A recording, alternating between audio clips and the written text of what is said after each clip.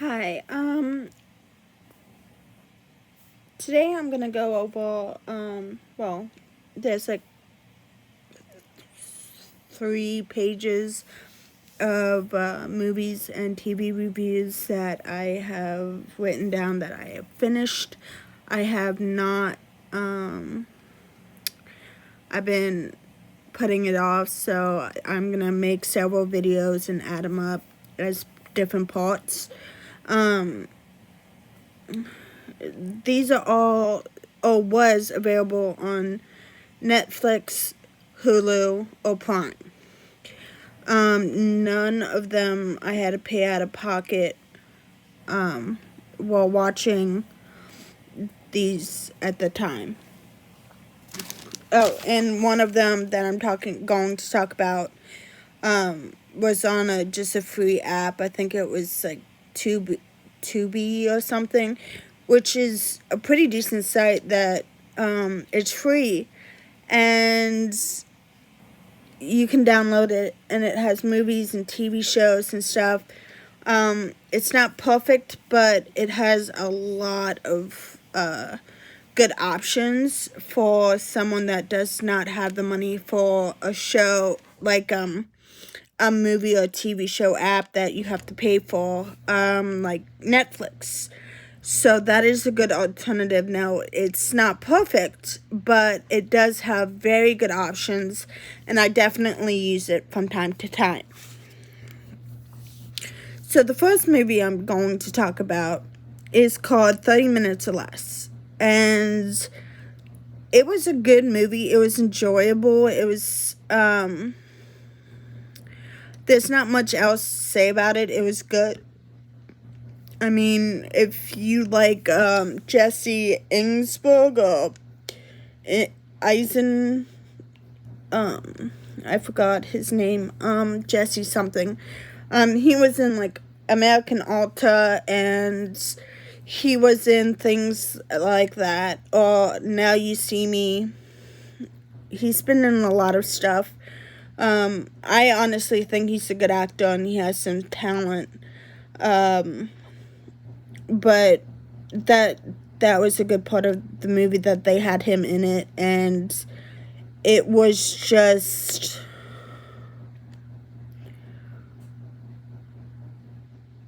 it was enjoyable. It was a little different. It wasn't something that I would say that I could rewatch a million times, but it's something I would, watch again with a friend. But that's about it. Then show that I finished, that I watched on Netflix.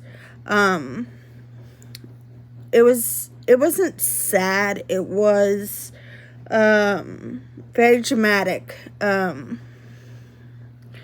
And for some people, it could be very hard to watch. It was called Zach and Maya, and it was about cancer patients who fall in love, and how when they're in recovery, they have to be in isolation for 100 days, and then just their relationship and how it grows, and complications that arise, and just their journey. And for some, that can be a very big trigger warning, is what they've been going through. And the show in general is a huge trigger warning for a lot of people, because it's enjoyable to watch. It's an amazing show. But I do not see it as something that a lot of people can watch. You kind of have to be in the right mindset, but I would recommend it to anyone that wants to see it. I absolutely love the show, and I have no idea if they're ever going to do another season. I believe there was 2 seasons, and you can watch it on Netflix. If you guys ever heard of the actor, I think his name is Scott Adkins. He's a martial artist. He was in like Ninja and Savage Dogs and Avengement and things like that. And even Ip Man, I think it was the 4th movie he was in. He did a movie called Accident Man, and it was about different types of ways to kill people. Like, there was like a group of guys, and each of them had different targets, and they were all hit men or women, but their way of killing is all different. Like, one makes it look like an accident, things like that. So, they end up trying to hurt someone. And he ends up in the middle of it. And so he turns from, like, a hitman to, like, a bodyguard in a way. It's really good, and I would definitely own it. I was very happy when I saw it. And that site that I was talking about, that app, Tubi or whatever, TUBI, you can actually watch that movie on there. So that's where I watched. So I was very, very happy with the choice that they had that movie available. I love that movie. A while back, I started watching some Scott Adkins movies, and he really just keeps growing on me. I really enjoy the movies he's doing. I mean, I have a few questions here and there, but he's very enjoyable to watch. The next one, which is also on that Tubi app, is American Ninja. Now, that is an older movie. I think it was in I want to say the 80s, or at least the first movie. There's like 4 different movies, sequels. It was good. It had martial arts in it, so if you like martial arts movies. It didn't have good quality and horrible acting, but it was fun,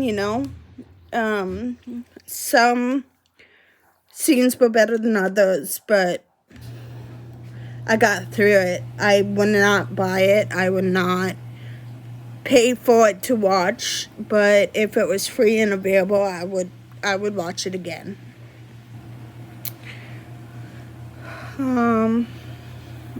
Prince of Persia is like a kids show, for kids and family members. It's for, I believe it's on Netflix, and it's one of those silly shows that, like Nickelodeon or Disney would have on their channel, like,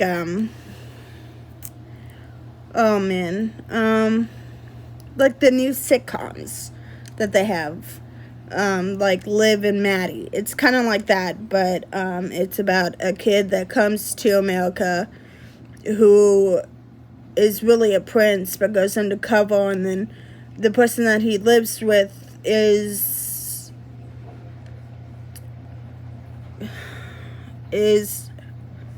kind of smart. The kid is smart, but like the complete opposites, and it's a fun show, and it's just lighthearted and things like that. It doesn't really have any depth or anything, I'm not exactly sure where the accent is from that the prince has. However, there was one scene that I remember really well about the show that was very impressive. They ended up improvising and ending up in a theater show, that they didn't mean to go on stage. But the kid, not the prince, but his roommate, he can rap. He was so good. I really enjoyed watching that scene, and I would, if you wanted to have an idea of what the show is, that should be in the trailer, because that will get everyone to watch it that likes those types of shows. On topic of kids shows, Back of the Net, it has It's just about a science geek, I guess you would say. I don't know exactly. She was gonna go onto like a ship for summer camp and learn about marine biology and all this stuff. I believe it was marine biology, but instead she ended up at a soccer camp. So it's a fun show with the bullies and the underdogs and all that stuff. So it was interesting. Then I watched a short-lived show because I believe it was only one season, which I wanted to actually watch more of it. I was intrigued. It was called My Dead Ex, and that is also on Netflix. And it was about, how do I put this? It was about someone who is very annoying and, would ask this girl out every single day. And the girl would turn him down every single day. And they used to know each other growing up, and then they kind of separated, over time. And he ends up dead. And the next thing you know, he's there in our living room.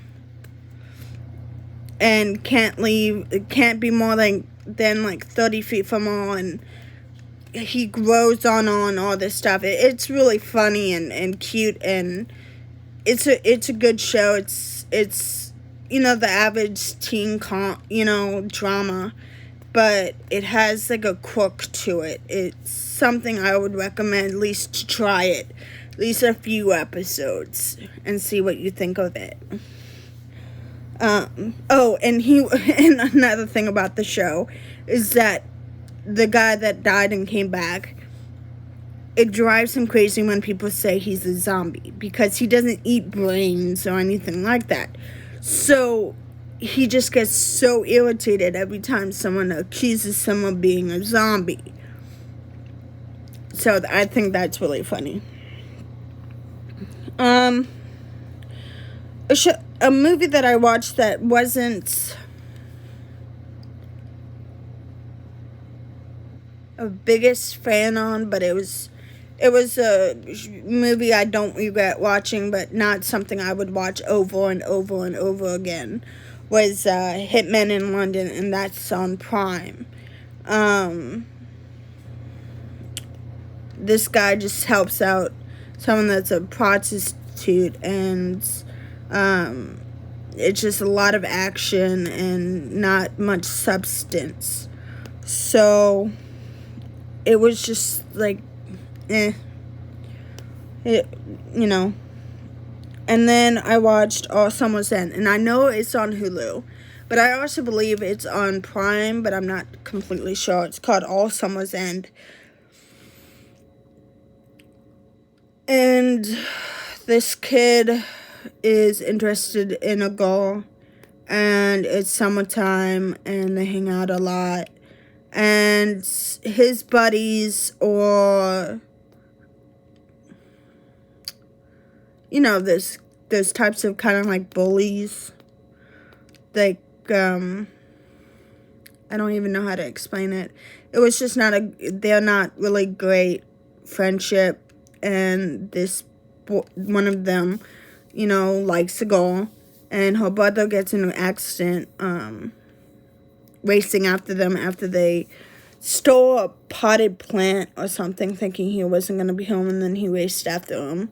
And he finally, tells the girl he likes the situation and how they never talked again.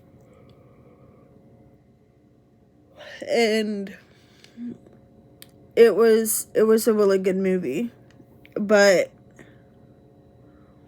it was kind of sad. But it was kind of like it started off in the present, and then it rewinded, and then went through the story, and then came back to the present again. So it was really good. Keith, that's another movie I watched. It has Jesse McCartney. It was made in, I believe, 2009, and it was really good. I mean, I don't know what else to say about it. It's a hard movie to really talk about without giving too much away. It's just one of those movies that pull at the heartstrings and twists you and makes you frustrated, but you can't help but feel for the people in the movie. And it's just one of those things that I would buy the movie. It was really good, and Jesse McCartney really upped his acting game on that movie. But then I kind of knew he had hidden talent, because when he was on a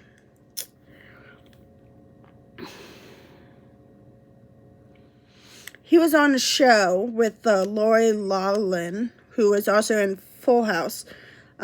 He had a lot of drama scenes and stuff, and he was pretty good.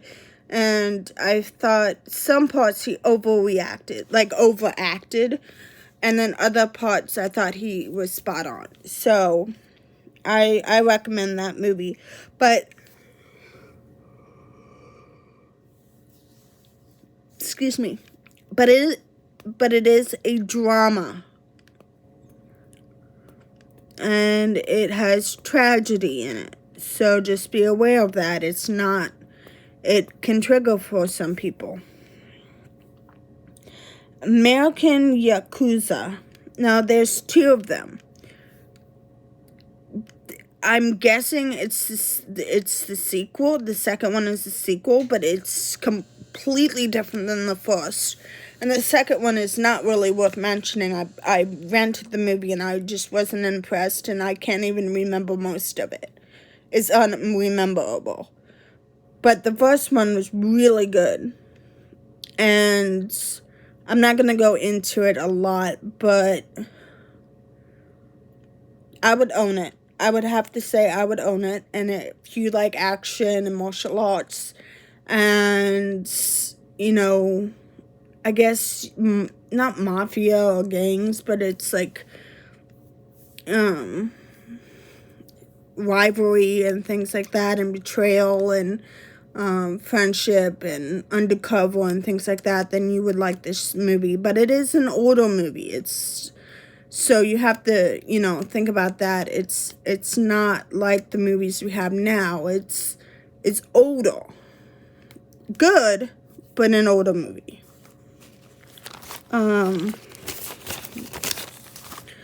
Then there's a guy, I don't remember his name. There's an actor that's in the next movie that I am bringing up. It's called Born Bad. And I think his last name is like Welsh or something. I just can't think of his first name. And he was in, I believe, Joan of Arcadia. He was in at least the first Twilight movie. He was in several other things.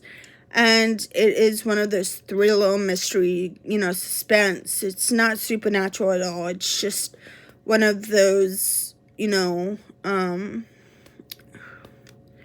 guys that get really obsessed with the girlfriend, and it just goes a bit too far, and, it becomes very dangerous and life-threatening relationship and things like that. It was really good. He's really good at being what do you call it? Psycho. So hold on one second. I just need a drink. The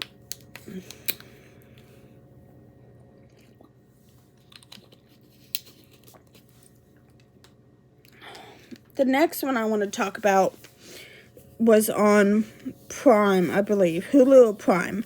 And it was called Words on the Bathroom Walls, and it was about a kid that has schizophrenia, and just how he's struggling and how he takes pills and how the pills affect him and stopping the pills and the difference he makes. And there was a love interest in the movie and things like that. It was a very interesting, good movie.